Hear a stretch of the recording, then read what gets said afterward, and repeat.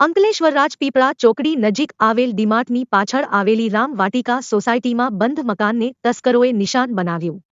તસ્કરોએ રોકડા ₹75,000 અને સોનાના ઘરેણાં મળી કુલ ₹3,16,000ના મુદ્દામાલની ચોરી કરી ફરાર થઈ ગયા. અંકલેશ્વર શહેર બી ડિવિઝન પોલીસ મથકેથી મળતી માહિતી મુજબ મૂળ બિહાર અને હાલ અંકલેશ્વરની રાજપીપળા ચોકડી નજીક આવેલ ડીમાર્ટ પાછળ આવેલ રામ વાટિકા સોસાયટીમાં રહેતા પવનસિંહ ઉમેશસિંહ રાજપૂત ઘરને તાળું મારી ફેમિલી સાથે ગત તારીખ 28 ડિસેમ્બરથી 2 દિવસ સુરતના અમરોલી ખાતે રહેતા માતાપિતાના ઘરે ગયા હતા. આ સમય દરમિયાન તસ્કરોએ તેઓના બંધ મકાનને નિશાન બનાવ્યું હતું.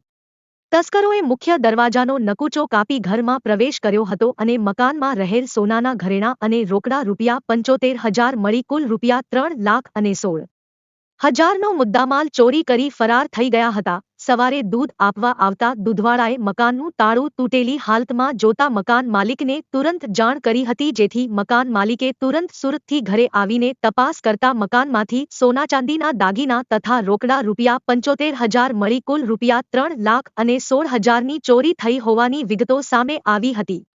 આ બનાવની જાણ થતાં જ અંકલેશ્વર શહેર બી ડિવિઝન પોલીસની ટીમે તાત્કાલિક ઘટના સ્થળ પર દોડી આવી વધુ તપાસ હાથ ધરી છે. રિપોર્ટર કેતન મહેતા, અંકલેશ્વર.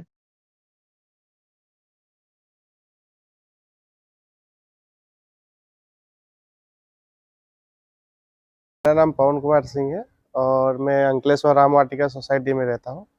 और मेरे घर शनिवार को रात में चोरी हुआ है। हम लोग सूरत गए हुए थे, जिसमें 35 ग्राम सोना और 75,000 रुपये कैश की चोरी हुई है। पुलिस फरियाद की है? हाँ, हमने FIR कल करवा दिया है। शाम के टाइम में FIR हो चुका है। पुलिस अपना जांच पड़ताल कर रही है।